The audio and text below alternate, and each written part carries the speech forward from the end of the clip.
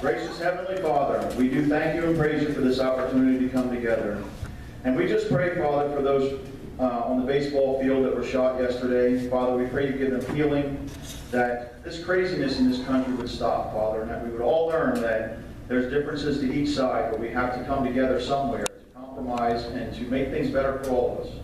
And we just pray, Father, you guide and direct us all in our thoughts and our actions, that we do that which is pleasing to you, that you help us to do our little part in this part of the world to bring forth your good and your glory, Father, and to just support those who do the right thing. And it's in Jesus' name we pray. Amen. Amen. Pledge the flag.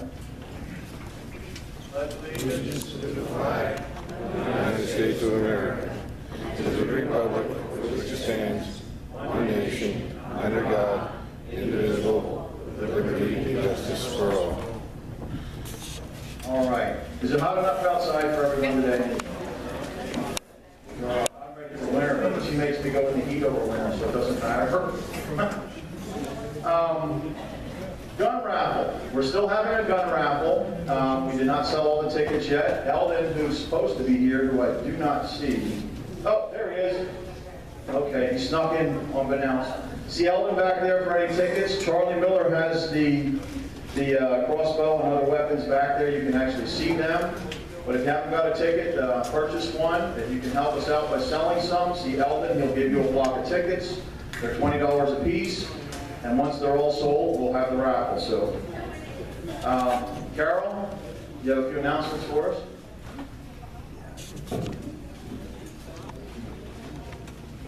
I tried to fix it, so ball calls, not my fault.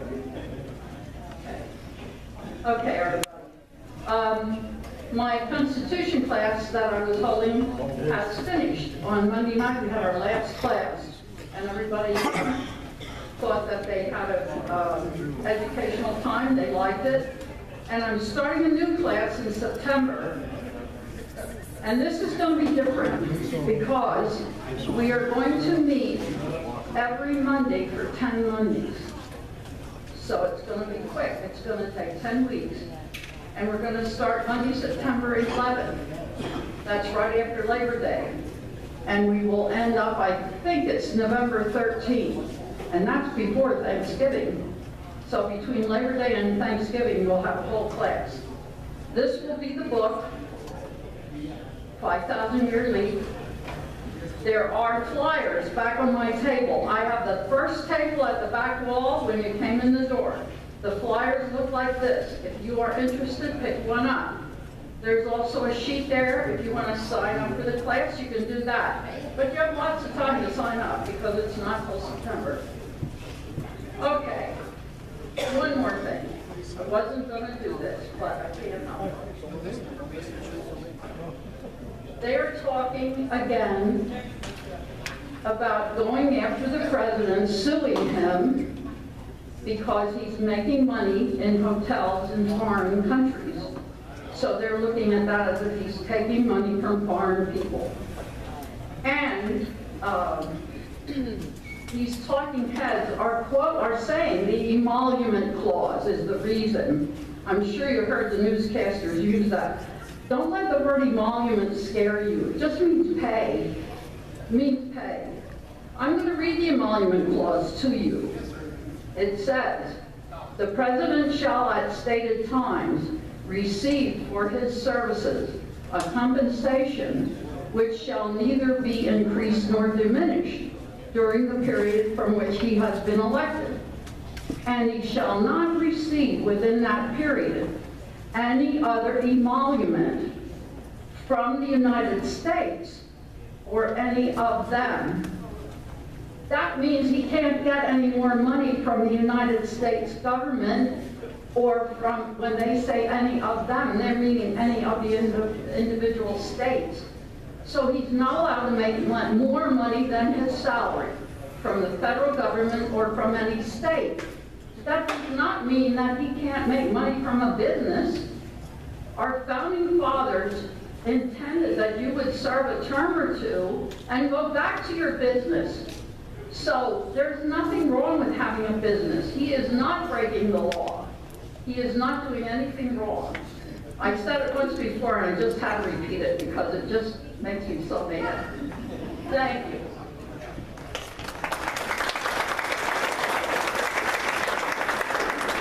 Thank you, Carol. I think I'd rather see a president making money like with hotels instead of writing a book about a bunch of gobbledygook that nobody cares about and getting, $60 million for, writing his book. But anyhow, Ellen, would you like to make an announcement?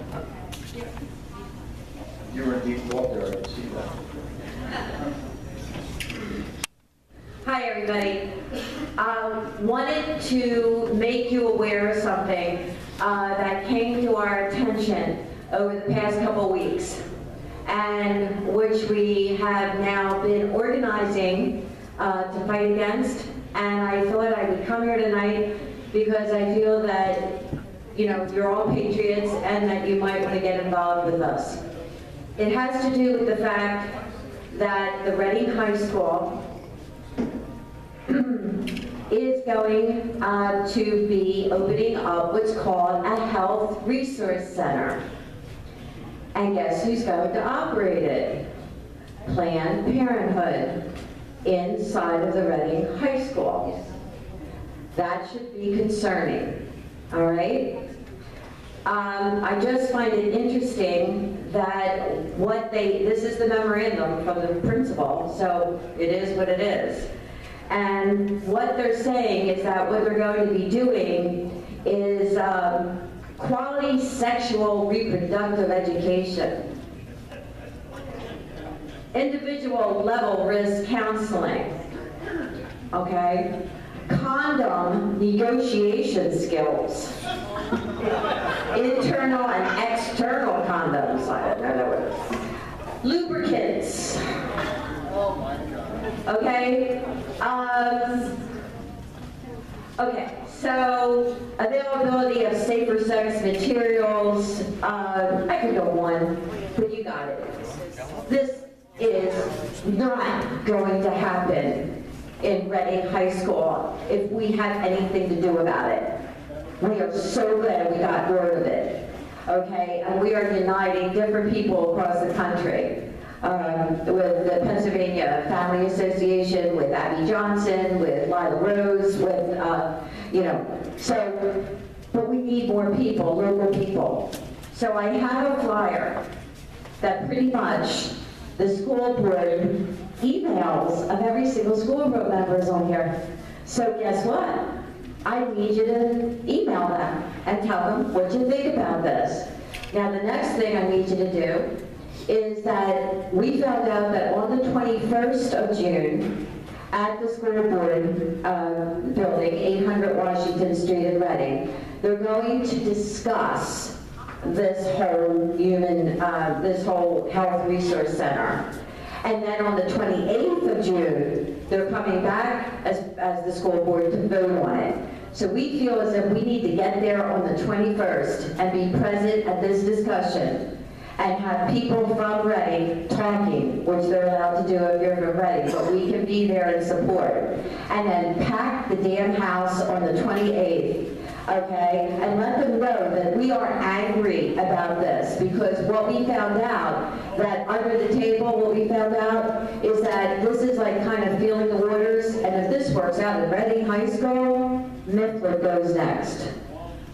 Okay? So I'm going to hand out each of you a pamphlet with the school board's emails on it. I would really very much appreciate it if you guys would email them and let them know how you feel about it. All right? And then if you can, show up on the 21st and the 28th, or one or the other, at 800 Washington Street, Reading. See you there.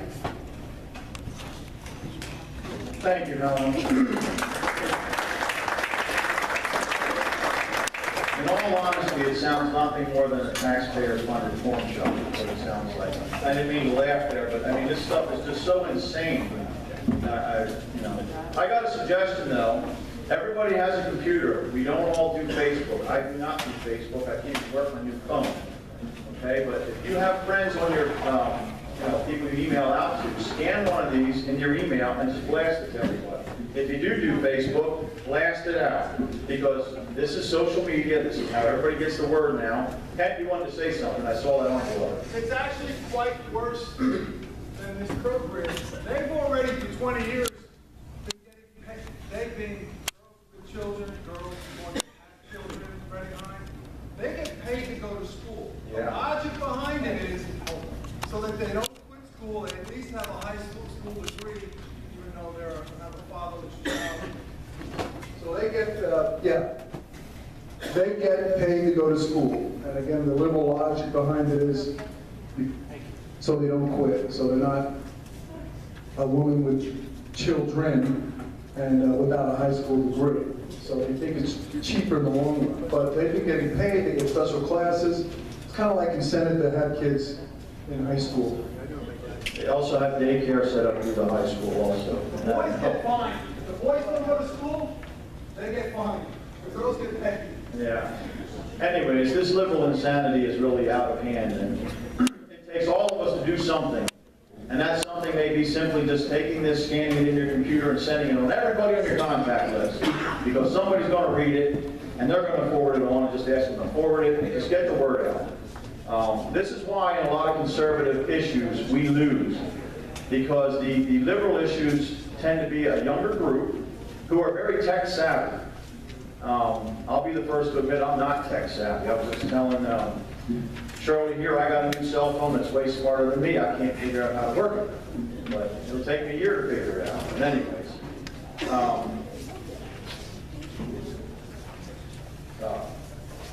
Yeah, Jack. Brain face. I think your first name. Well, good evening, Berks County Patriots. Hello there. Hello, Ed. Okay, I have 4 things here quickly. Number 1, a praise report. As most of you know, we have been running petitions to remove pornography. We're talking about the porn shop at the school. We have been running petitions to remove pornographic images from Walmart as well as from Whitmer's Clothing. Regarding Whitmer's Clothing, before we even submitted the petition, they removed the items.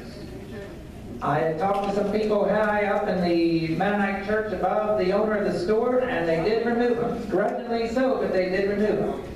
So we are still running the petition to remove the pornographic images from all 5,000 Walmart stores. A quick review on that: we have the petition signatures where you can sign back there where my wife Queen Kendra is. And in the ladies section of the Walmart in Lebanon, for example, there are about 35 nearly full-size images of women with almost nothing on at all. Outright pornography. On the second issue, that I spoke a little bit before regarding the fairness bill, raising its ugly head again. I actually was with my wife today, visited Senator Mike Palmer to see the current situation of the new fairness bill in the Senate, Senate Bill 613, introduced again by Pat Brown, Larry Barnesi, and of course I say very sarcastically, wonderful Scott Wagner. We do not want Scott Wagner as governor of this state, I know that. But in any case, talking to Senator Palmer, I have to admit my wife and I were both very disappointed.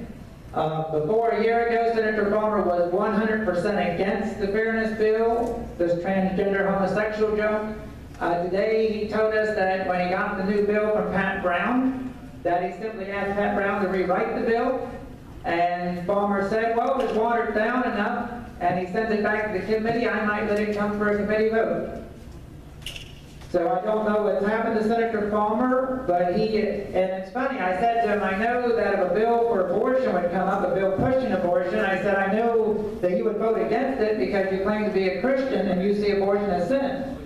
And I said, you know, the Bible says homosexuality is a sin as well as drunkenness and such. Why wouldn't you vote against that? So we were extremely disappointed. In the House, Representative Frankel has reintroduced the bill as well. And at the moment it's sitting in the office of the Speaker, the House Turzai. According to Turzai's secretary, the Speaker of the House is not very quick to move the bill. On one other subject, we have regarding the fairness bill as well. A couple weeks ago, my wife and I did visit several of the senators on Mike Palmer's State Government Committee in regards to the fairness bill, several of their offices. encouraging them to vote against the bill that comes up in committee. One final note, something very urgent. Of course, our heart bleeds for this country to come back to its biblical principles, and we are running a fundraiser back there at my wife's table as well for Roy Moore, the Chief Justice of the Alabama Supreme Court. Now, around 10 years ago, when Roy Moore was Chief Justice, he was ordered by a federal judge to remove a Ten Commandments monument, and he said, "I took an oath to the Alabama Constitution, which says I'm to uphold the state constitution, the Constitution of the United States, and I cannot remove that monument because our state constitution invokes the guidance of Almighty God." Because he would not remove it and took a stand as our founders would have, he was removed from office at that time. 10 years later, the people of Alabama voted Roy Moore back in as Chief Justice. And recently, he was removed for the second time because he refused to let the probate judges of the state of Alabama issue licenses for gay marriage.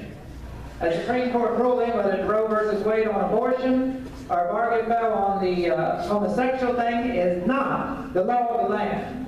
And Chief Justice Moore will be one of the first to tell you that. Well, Roy Moore is currently running for U.S. Senate in the state of Alabama. Jeff Sessions resigned the Senate to be appointed by President Trump. And at this point in the U.S. Senate race, they're having the primary for the Republican primary. Whoever wins the Republican primary will no doubt be the next U.S. Senator to Washington from Alabama. The primary is August 15th. Roy Moore is currently in the lead. One of the gentlemen behind him is Luther Strange. Now, the Republican establishment is refusing to back Roy Moore. In fact, they've announced they're going to put $2.6 million behind Strange to try to beat Roy Moore. The Republican establishment, the National Republican Senatorial Committee, even stated that if any consulting firms back the former Chief Justice, that there will be retribution for them. So Roy Moore is picking all his money from grassroots. I talk to him once a month on the phone, and he is confident that, as my wife says, if God little is much, but we need to back the Chief Justice. And we've already had money flowing out of Pennsylvania into Alabama to help the Chief Justice as he runs for Senate. And I would really urge you all, if you could donate even $1, $20, $50 to donate it to Roy Moore as he runs for Senate. He is completely against abortion, completely against homosexuality, completely for gun rights. He is a very strict constitutionalist, as our founders were. Thank you.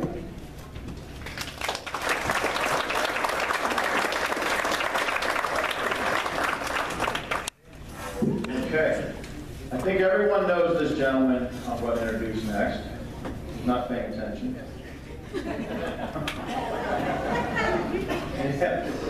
Rod has a very brief announcement.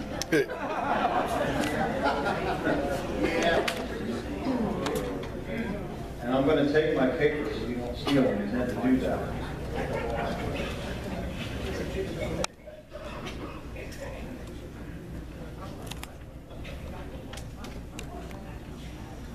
Hey, just for the record,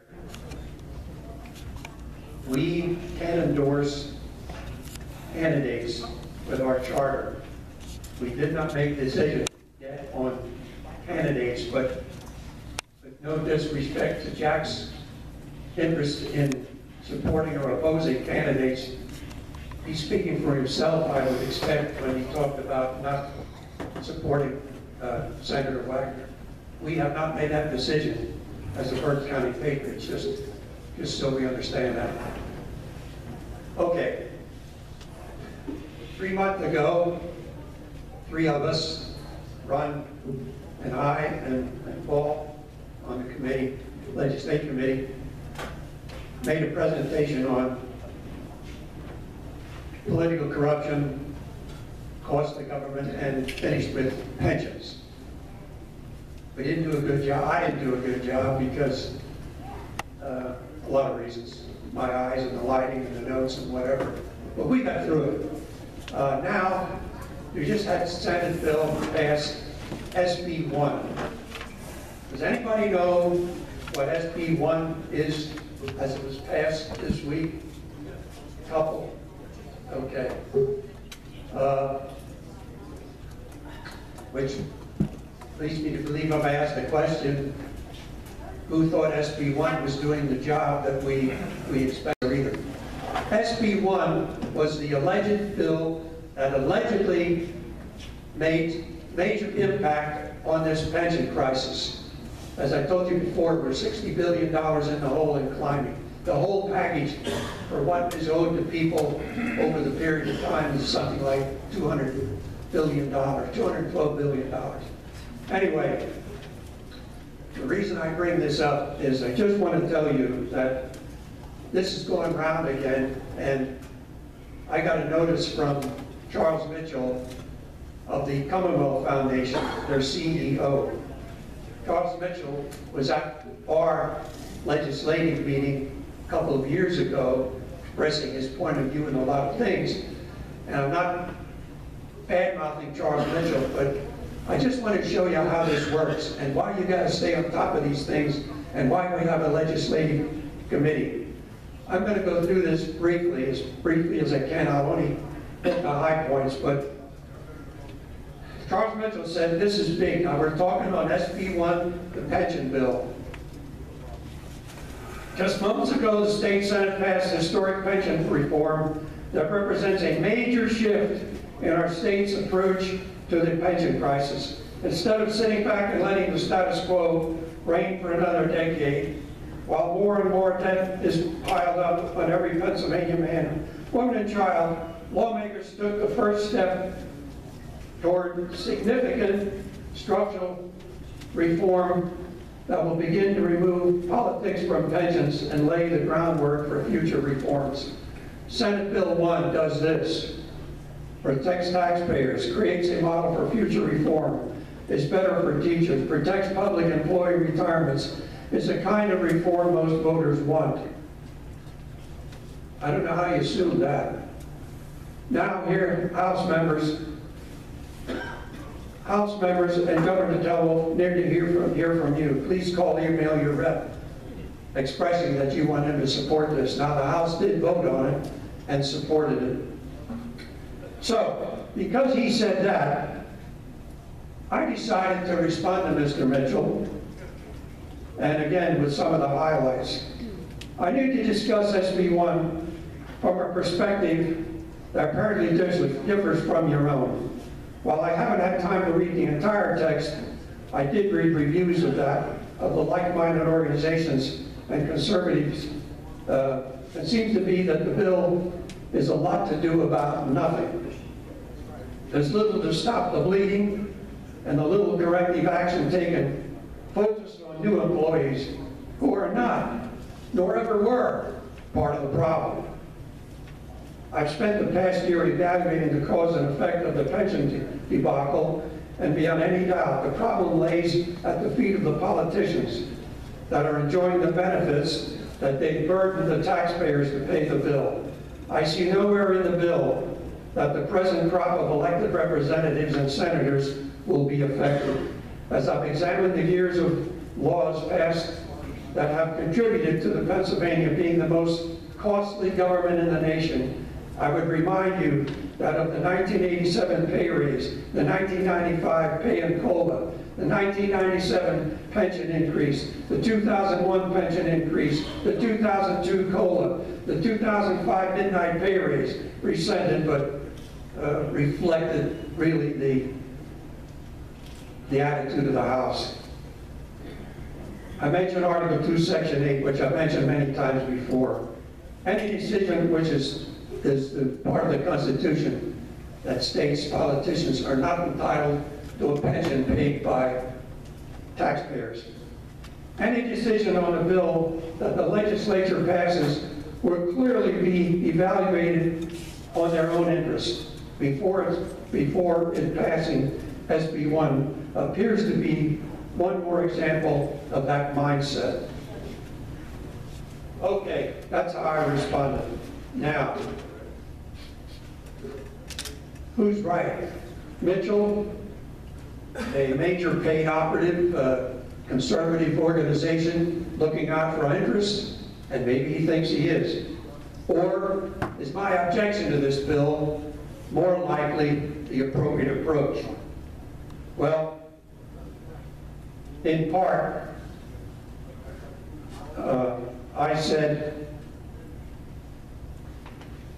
or I should say, after what I had said, I blind copied some people on my view in certain walks of life that have interest in this pension. I'm talking about elected officials. So, for example, you are correct. This is not reform in any sense of the word. If the legislature cannot deal with the biggest fiscal anchor in the Commonwealth, how can they ever deal with the smaller, lesser exciting issues? Very disappointing. Sincerely, Christy Leinbach, Berks County Commissioner. Any reform short of complete buyout and the delusion of the state-run pensions is a waste of time and money and merely kicks the can, and it doesn't even kick it down the road. Otto Boyd, President of the Muhlenberg School Board, they just voted, I'm in that township, they just voted a $500,000 increase in their property tax, and he stated half of that is to cover this pension debacle. Good email to Charles Mitchell. I was the only Republican no vote on SB 1 this past Monday. SB 1 sent to the governor in 2015 that he voted was 100 times better than this year's version. Scott Wagner, PA Senator. You are correct as usual, Rod. Von Andring, political activist. My point is, these folks are paying a lot of money to look out for our interest. And I'm talking about the Commonwealth Foundation and other groups. I don't know what they're looking at. They all concede. In fact, the newspaper article in the Times the other day, one paragraph, the pension reform measure that passed the state Senate and is expected to get a vote in the House today, that's before they voted on it, will not put much of a dent in the Pennsylvania $215 billion pension tab over the next 30 years. In fact, according to the analysis by the Independent Fiscal Office, it is expected to get only about $1.4 billion from the taxpayer bill over that period. Okay, in conclusion, I've written to 2 House members of Berks County asking them why they voted for it. I made a phone call to another politician, and I'm talking about friendlies. I'm not talking about adversaries, why he voted for it. The overall consensus is, we got our foot in the door. This bill won't do very much at all. But as foot is in the door, and their goal is to get rid of Wolf the next time around, then they can put a bill through with teeth that will do something for the taxpayers more than this bill will do. So if your local representative sends you email, what a great job they did looking out for your interests to do something about the pension reform, it's pure baloney. It does practically nothing. In fact, I asked 2 of the politicians, what did it do to the elected officials? Article 2, Section 8, salary and mileage, and or the compensation, whatever. The politicians are not even affected. And they haven't even given me a straight answer. I won't even read their double talk. I think that bill does not even touch elected officials. When they recycle through and get reelected, then they're allowed to make a decision. Do I want to go with a 401k type, which is what this bill is providing for public employees, or do I want to retain the pension I'm in now? That's what I think their option is. Further, the bill says they've upped the year of retirement from what it was to the public employees. Rod Danner and I did a major research on this. Ever since 2005, we ran the numbers. Politicians get their pension the day they walk out the door. Whether we kick them out or they retire, they get that for the rest of their life. The ones we checked in the past several years, we're over $100 billion of money, million I should say, of money they get and will get and don't even deserve based on the Constitution. Keep that in mind because SB 1's a dog. Thank you. Thank you, Rod. Now I'd like to bring up Dave. He's going to do an introduction to our main speaker for this evening. Dave is a very versed public speaker. He loves this stuff.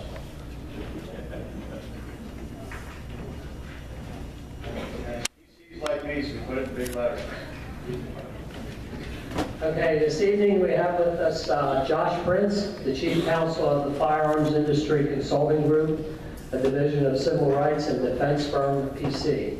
Having represented over 3,000 individuals, 400 federal firearm licenses, and numerous gun clubs and ranges at the state and federal level.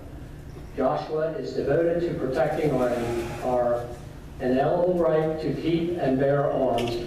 In fact, reflecting his dedication to the Second Amendment, last year the NRA bestowed upon him the coveted Defender of Freedom Award.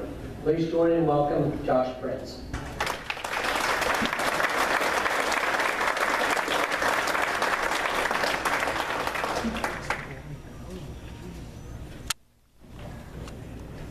Wow, with that type of introduction, I might as well leave. I don't know if I can give you a good enough presentation to make up for that introduction.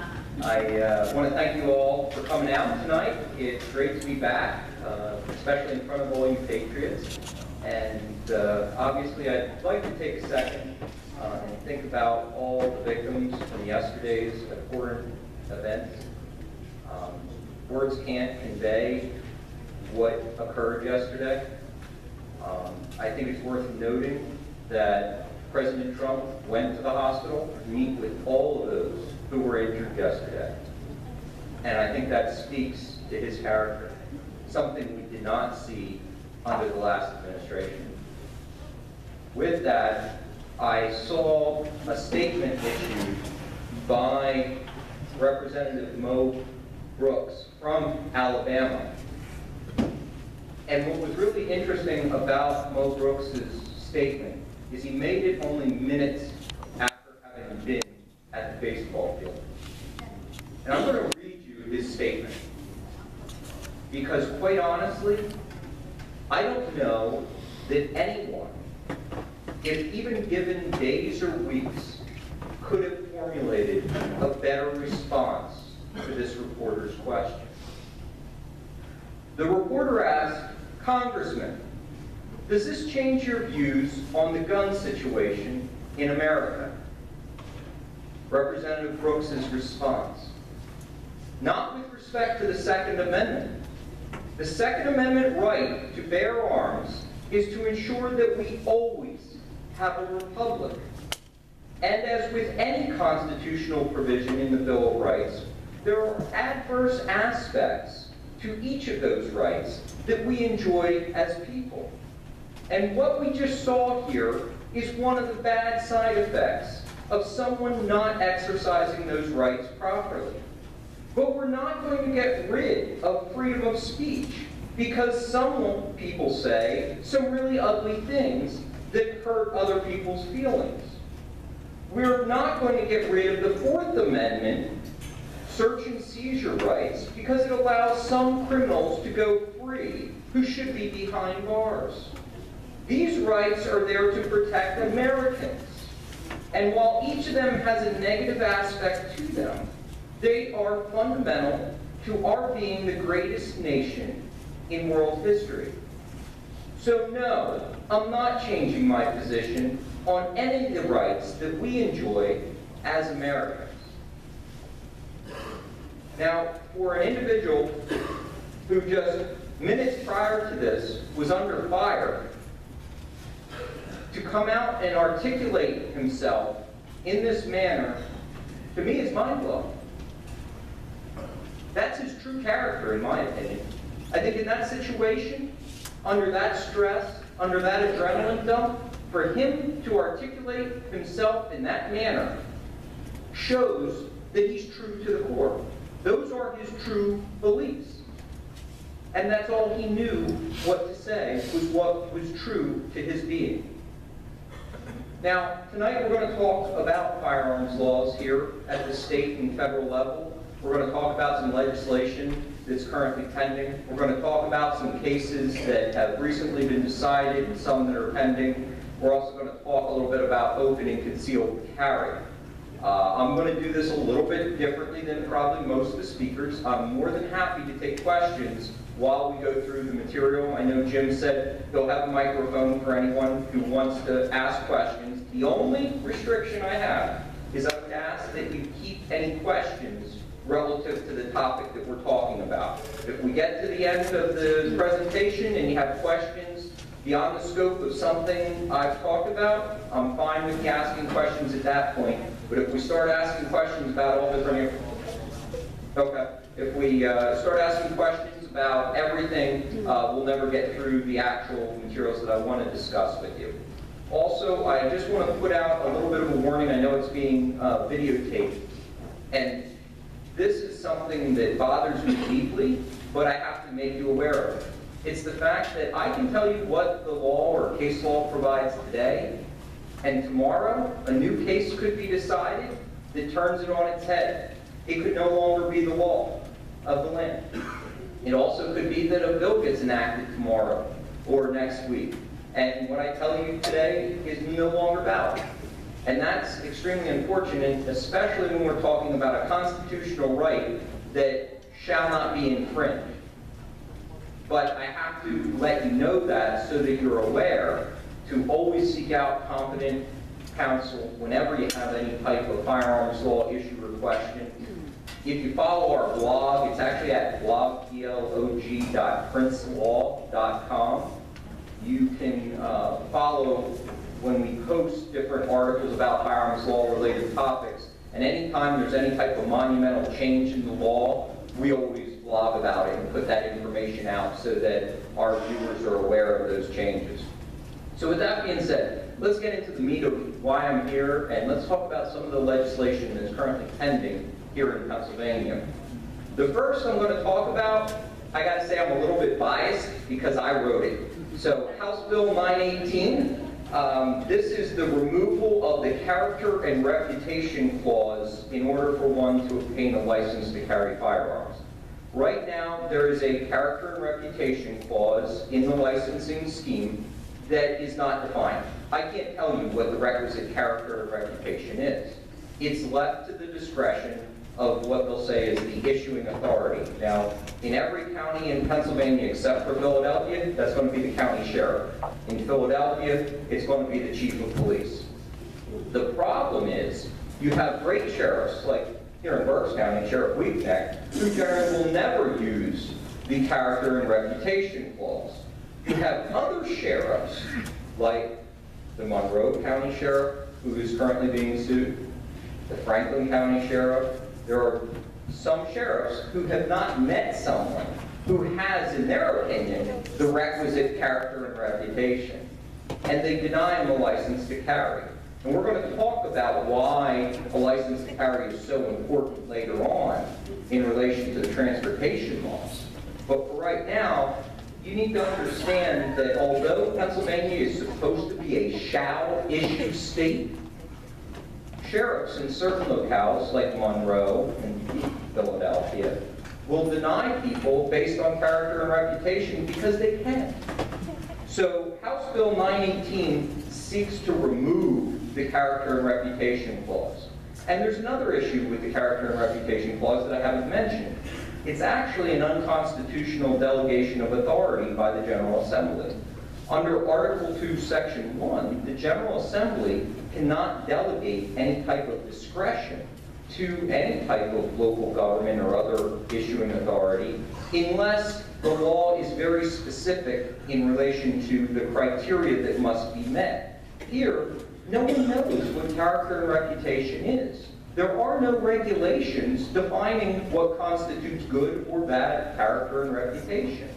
And here's a great example, and actually it's specified in the memo supporting this bill of what occurred. There is a young lady from Northampton County. She comes from a law enforcement background. She has absolutely no criminal history, never been involved at all in the criminal justice system, never been involuntarily committed or had any mental health issues, straight A student when she was in school, has her license to carry in Northampton County without problem, And unfortunately, well, guess what? Her license to carry expires within about 4 months of her moving. So she goes to renew her license to carry now with the Monroe County Sheriff, and he denies her on character and reputation. He says you need to have references from Monroe County to support your application. Now, first, for those of you who know me, I litigated a case up to the Commonwealth Court, where the Commonwealth Court acknowledged that under the law, there is no requirement for references. And Sheriff Weeknick actually does not require references on a license to carry application because of that. But nevertheless, the Monroe County Sheriff doesn't care. So she finds 2 people to speak to her character. And what does he say? They haven't known you long enough. Well, what exactly is this single young lady supposed to do because she had the unfortunate luck of having to move to Monroe because of her job, and she had a license to carry, but it expired, and the sheriff just says, yeah, I don't care. So that's one of the real reasons why I'd ask that, in addition to the other bills that I'm going to discuss tonight, that you contact your representatives, ask them to support these bills, because it is very important. Again, that was House Bill 918. The other legislation that exists currently is Senate Bill 224 and House Bill 763. They are similar bills, I shall say, regarding the elimination of PICs. And some of you may be saying, well, what's PICs? So here in Pennsylvania, we use a system called the Pennsylvania Instant Check System, PICs for short. What it does is it does a background check on people when they attempt to purchase a firearm or obtain a license to carry. What the Pennsylvania State Police don't want you to know is that the FBI already does that. And what basically the PSP does is they query the FBI's system called NICS, the National Instant Check System, which is free, by the way. But we pay, as taxpayers, $7 million a year to keep PICs up and running. So with all the budget shortcomings, it sure seems like a great opportunity to remove $7 million worth of waste, because even the PSP has to admit, everything they have, NICS has, the National Instant Check System, FBI, and they just merely query NICS. Another bill to watch is House Bill 170. This goes above and beyond what my bill would do, House Bill 918. House Bill 170 addresses constitutional carry. There are currently 16 states that now have constitutional carry. How many of you thought in this day and age we would see so many states moving to constitutional carry? I gotta admit, I did not. When I see what's been transpiring across the United States, it surprises the hell out of me, being blunt. But thankfully, we're seeing it. In the past year, there have been over 6 states that have now become constitutional carry states. And some of you may say, well, what's that mean? What that means is you would no longer need any type of license to be able to utilize your God-given right to carry a firearm for your own protection. Now, the bill proposed here, as is similar with most other states that have enacted it, is a 2-tiered system. And what I mean by that is first tier is simply, if you want to carry a concealed firearm here in Pennsylvania, and you don't want to get a license to carry, you don't need one as long as you're not a prohibited person. So you can just carry. The second tier provides for a license if you want to be able to utilize reciprocity in other states. And what that means is a lot of other states have agreements, basically, with Pennsylvania, that if you have a license to carry in Pennsylvania, then you can carry in our state, whatever that state may be. So what the second tier would provide is for those individuals who want to be able to carry in states that have reciprocity agreements with Pennsylvania, that you would be able to get that license for those reciprocity purposes, because generally reciprocity in other states is based upon you actually having a physical license. You need to show that the state that you're from has given you authorization to have a concealed carry permit or a concealed weapon. The other thing that I just want to note at this point, we're going to talk about this a little bit more later on, is that here in Pennsylvania, when we talk about needing a license to carry, to be able to conceal carry, that is true when you're in any mode of conveyance.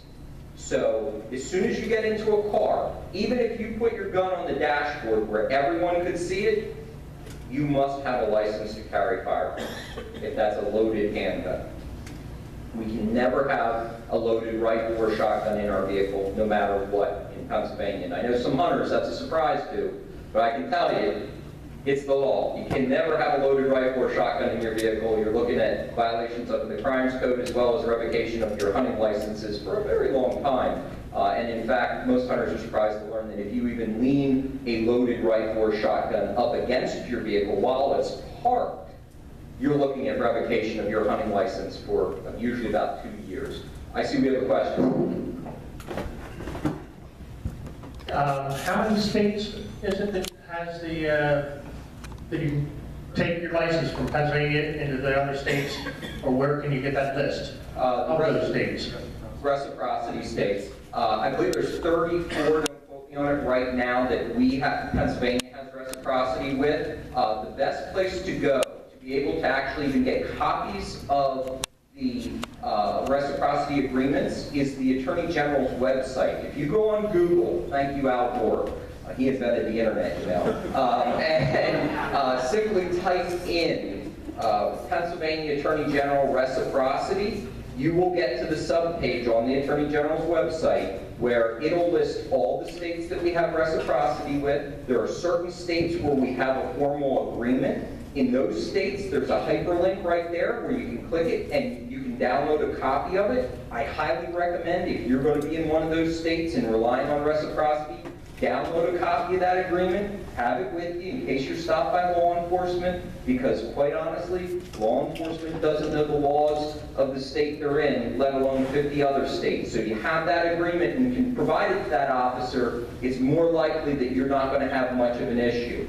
There are other states where we have what's called statutory reciprocity, where there's no need for a formal agreement. Again, all those states are listed there, and that is kept up to date. So that's a really great resource to use when you're looking for reciprocity purposes. Yes, sir. Oh, he's done. That also includes ATVs, if I'm correct? Yes, that is correct. ATVs are prohibited. Any UTVs or anything like that? Yep, absolutely. So, going back to some more legislation that we have, here's an important one. Senate Bill 5 and House Bill 671. This involves preemption. Now, I know I've been here before and I've spoken about preemption. I also know there's some new faces here tonight. So let me explain briefly what preemption is. Preemption is where the state basically precludes certain entities, such as local municipalities, from being able to do something. Here in Pennsylvania, we have preemption in relation to, among other things, the transport, possession of firearms and ammunition, meaning that local municipalities cannot enact their own ordinances or regulations regarding firearms and ammunition. And if you think about it, it makes a lot of sense. Otherwise, we'd have this patchwork of laws across the Commonwealth that you merely drive into another township, you could be in violation of the law. How would you ever know? So what preemption did is it said to all the local municipalities, you can't enact your own firearm and ammunition regulations. Now, a lot of municipalities don't care. They say, well, what are you going to do to us? Preemption has existed since 1968 here in the Commonwealth, precluding this type of regulation. There's plenty of municipalities, Philadelphia, Harrisburg, Pittsburgh, Lancaster, all have their own firearm regulations, and they don't enforce them. So no one's generally charged with them. Now in Harrisburg, it seems to maybe be a little bit of a different situation with some of them, but unfortunately, the people who end up getting charged with those offenses don't get competent attorneys that challenge the fact that, hey, look, the regulation's unlawful. we have attorney generals that won't go after the local municipalities for enacting these types of regulations. Now, I gotta say, about 8 months ago or so, the city of Allentown was considering reenacting one of their firearm regulations after I had gotten it removed. And thankfully there, the district attorney sent the city a letter stating that I've become aware in a recent newspaper report that you're considering enacting a new regulation that is unlawful because it would be regulating the possession of firearms and ammunition. And I'm placing you on notice that I'm aware of it. He didn't say he was going to prosecute them, but he made them aware. And the city of Allentown then tabled that ordinance. But that's the only occasion I can tell you that I'm aware of where a district attorney or attorney general went to take any action. And in fact, I represented an individual all the way up in Erie, Pennsylvania, farthest corner of Pennsylvania you can get to, where he was being prosecuted by the city because he and 8 others, they became known as the Erie 8, had a rally in the city park where they possessed firearms. No one was harmed. They were just on their persons. They said it violated one of their ordinances. We sued because they were prosecuted, and it went up to the Commonwealth Court, and the Commonwealth Court said, yeah, you can't do this. It's unlawful. These ordinances are illegal. Do you think the district attorney in Erie County stepped up to the plate and did anything? He hardly begrudgingly dismissed the charges that were being filed against him. And that's the problem that we have today. We see that elected officials seem to believe that they're above the law, and no one wants to hold them accountable. So getting back to Senate Bill 5 and House Bill 671, what that would provide is for attorney's fees and costs where a municipality seeks to enforce any type of firearm regulation or ordinance or even enact it. Now, I just told you about the individual up in Erie. He had to defend against these charges. He spent thousands and thousands of dollars defending. Guess what? At the end of the day, he did nothing wrong. He wasn't convicted of anything. He didn't have the right to get his attorney's fees back. He had to spend all this money to vindicate himself over illegal ordinances. Does that make any sense? These bills seek to place that burden back on the municipalities.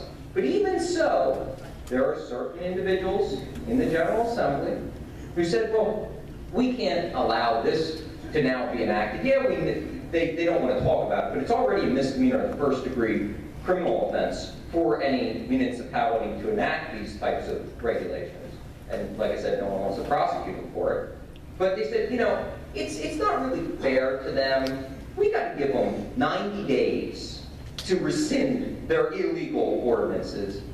And we also think the Attorney General should have to send out a letter to each municipality within 30 days of it becoming enacted, notifying them of the fact that now it's been enacted. Now, I want to poll the audience. What's the last time a new law was enacted that you got personal notification that the law was enacted? Yeah. I haven't. You did? Do you have a question? Okay, go ahead. It's come to my attention that in Great Britain, in a court case, the loser pays. And I'm thinking about this poor gentleman in Erie, Pennsylvania. Is there any chance that legislation like that could ever come back to the United States or Pennsylvania? Well, honestly, with some of the decisions I see out of what I colloquially call the Superior Crack Court, I don't know that I necessarily want that. I mean, the Superior Court here in Pennsylvania, in my opinion, is extremely liberal. They don't follow, in most occasions, the black letter law, and there are people who, quote, are the losers who absolutely should not be.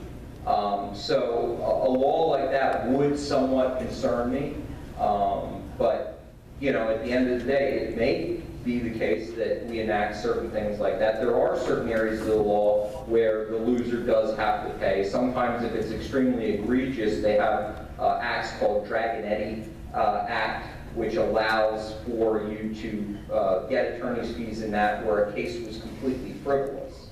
Unfortunately, it doesn't apply against governmental actors. So there are issues there. Also, sometimes we run into immunity issues. People don't think about that, usually not with local governments, although there is a political subdivision tort claims act that limits liability to some degree. But once you have any Commonwealth agencies, they generally have immunity. So when we enact bills like this, we need to be cognizant of that, and we need to specify that immunity shall not apply. And in fact, I'm going to talk about a case in a little bit, which is John Doe et al. Versus Franklin County, where the Franklin County Sheriff is claiming high public official immunity. That the sheriff is immune from any type of litigation. You can't sue the sheriff. It doesn't matter what he does. He could, in his opinion, apparently kill people, and he would be immune from any prosecution as long as he did it within the scope of his employment. So it's a real concern, and I'll discuss that a little bit more in a couple minutes, but there are issues like that that we need to be cognizant of and make sure when bills are being proposed that individuals who have experience litigating or handling these areas are helping draft the language and seeing issues where others who just sit in an office all day writing legislation wouldn't be aware of. So moving on, another bill. Last bill I'm going to talk about in any depth tonight, House Bill 156. This would remove the database, we shall call it, that Pennsylvania State Police is maintaining regarding handgun sales. So here in Pennsylvania, we have a statutory provision, 18 PACS section 6111.4, that prohibits the Commonwealth and any agency thereunder from maintaining any form of database or registry of firearms. It's actually a registry. I misspoke when I said database. What happened is there was a challenge in relation to the information that the Pennsylvania State Police is keeping regarding handgun purchases, and it goes up to the PA Supreme Court. The PA Supreme Court says, well, this isn't a registry because not everyone who has a handgun in the Commonwealth had to comply with this, and therefore the Pennsylvania State Police wouldn't have information on everyone holding a handgun. And this can't be used in any type of criminal prosecution or any type of litigation to establish who owns a particular firearm. So we'll let the Pennsylvania State Police continue to collect this information and maintain it in perpetuity. Now the great aspect of this as well is that when they enacted the statute, they said that these forms were supposed to be destroyed within 72 hours of receipt by the Pennsylvania State Police. Does anyone want to take a guess how backlogged the state police is right now on those forms? It's over a year. Over a year. So how they're even inputting the information into the system at this point when they're supposed to be destroying it within 72 hours is mind-boggling. But again, this goes back to my earlier point that those officials, our governmental agent officials and those of high public importance are somehow above the law. And it doesn't apply to them and they can do whatever they want. So let's talk about some cases, because I know some of you will be intrigued by some of the cases that were recently decided and cases that are currently pending. We had a monumental case actually from the Superior Court. It was a case that I handled on appeal, and this involved possession of weapons on school grounds. And what happened, this was Commonwealth versus Gosselin. A young man gets a call from the school that his son is at and says that they need him to come down for a conference, that his son is in trouble. So, not knowing what's going on or that being worried, he's a carpenter, he leaves work, goes right to the school, and they have a meeting. So when he sits down, they say, well, your son was found in school with a pocket knife. Okay. What's the big deal? Well, he had a pocket knife that violates school policy. Okay, did he threaten anyone? No. It was just in his pocket. He actually found it in his pocket and let his teacher know. because he said he was out last night with you and you guys were whittling sticks and, you know, kids